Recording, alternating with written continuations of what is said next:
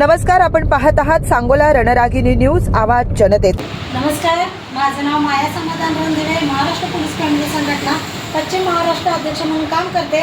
गेले 3 वर्ष सांगोल्यामध्ये आपलं ऑफिस आहे महाराष्ट्र पोलीस फॅमिली संघटनेचं। या संघटनेचे ध्येय आहे की महिलांना मदत करणे। एखाद्या महिलावर जर अन्याय झाला तर आमची संघटना पूर्ण आमची टीम त्या महिलेला मदत करण्यासाठी जाते आणि समाजातल्या जे अंधश्रद्धा आहेत, वाईट रूढी आहेत, त्यांच्यावर आपली संघटना काम करते आणि जिथे अन्याय आहे तिथं प्रामुख्याने आपली महाराष्ट्र पोलीस फॅमिली संघटना प्रामुख्याने तिथं पुढे जाते।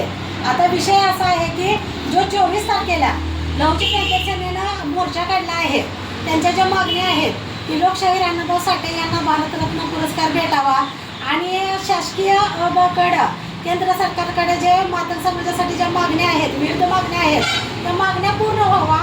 कारण ह्या मागण्या पूर्ण झाल्यामुळे पूर्ण समाजाला त्याचा फायदा होणार आहे आणि त्यांच्या मागण्या म्हणजे प्रत्येकाला पटण्यासारख्या आहेत। त्यांनी काय असं मागणी केली नाही की जे बाबा फक्त त्यांच्या स्वतःसाठी आहेत।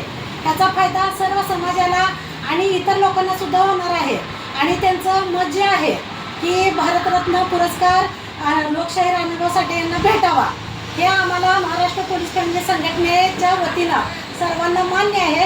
याच्यासाठी मी आमच्या महाराष्ट्र पोलीस फॅमिली संघटनेच्या कार्यकर्त्यांची बैठक घेतली। त्यांना मी विचारलं की असं आपण केलं तर तुमची काही ह्यात हरकत आहे का। माझे जे पदाधिकारी आहेत, सोलापूर जिल्हा अध्यक्ष आहेत, सांगोला तालुका अध्यक्ष आहेत, सचिव आहेत, महाराष्ट्र सचिव आहेत, यांनी सर्वांनी आम्ही बैठक घेतली आणि त्यातून निर्णय घेतला। आमच्या ज्या महिला तालुका अध्यक्ष आहेत त्यांनी आणि उप तालुका अध्यक्ष आहेत आणि विविध जे कार्यकर्ते आहेत ज्या पदावर आहेत सांगोला तालुक्याच्या, सगळ्या महिलांनी सांगितलं की ह्यांचे जे प्रश्न आहेत आणि ह्यांच्या जी मागण्या आहेत त्या योग्य आहेत आणि आपण यांना सर्वांनी मिळून पाठिंबा दिला पाहिजे। म्हणून आम्ही महाराष्ट्र पोलीस फॅमिली संघटनेतर्फे माझी टीम 400-500 महिला आहेत माझ्या टीममध्ये। पूर्ण महिला आम्ही मोठ्या संख्येने जेंट्स व महिला दोन्ही मिळून संघटनेचा पाठिंबा देणार आहे आणि हे आम्ही जाहीर करत आहोत। प्रश्न आहे की प्रशासन वाळू देत नाही घरकुल, तर त्या बाबतीत तुमचा काय असणार आहे?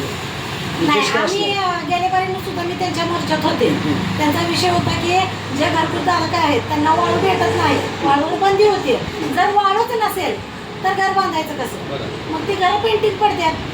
मग कसं ज्याची परिस्थिती नाही तो काय करतो, ते घर अर्ध सोडतो। आणि ही मागणी माझ्या मताने आणि संघटनेच्या वतीने पण योग्यच आहे की घरकुल धारकांना वाळू भेटली पाहिजे।